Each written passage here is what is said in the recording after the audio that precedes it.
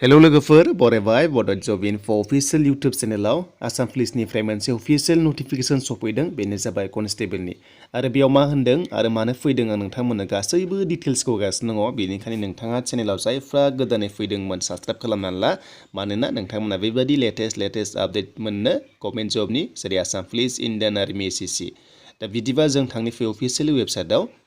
दा अफिशियेल वेबसाइटआव फैनाय लोगो लोगो जोंहा मोनसे लेटेस्ट नटिस ओंखारदों आरो नोंथांमोना गोबां कमेन्ट्स खालामदोंमोन रिजाल्टनि बागै बेनि सायावबो डिसकास खालामगोन दा जों बे 9 मार्चनि आपडेटखौ नायनोसै लोगोफोर आरो बे 9 मार्चनि आपडेटआ जाबाय एबि एन्ड इउबि कनस्टेबलनि थाखाय फैनाय लेटेस्ट नटिस बे जाबाय माजुलि डिस्ट्रिक्टनि थाखाय फैदों दा बेखायनो जों नटिसखौ नायग्रोनोसो फैदों मा होनदों आरो मानो थाखाय होदों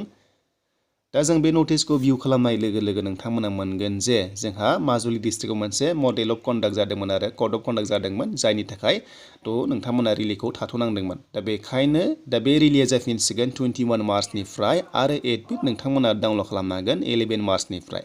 दा लोगोफोर 11 मार्चनिफ्राय नोंथांमोना एडमिट डाउनलड खालामनो हासिगोन आरो रिलिया 21 मार्चनिफ्राय जागोन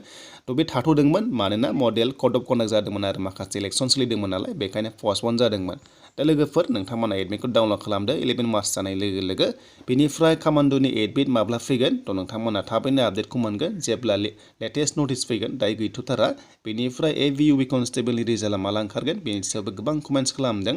दा नाय लोगोफोर माखासे दायो नै एडमिट एबा रिलिज जागासिनो दङ बेनिखायनो एसे थाथ'दोंगोन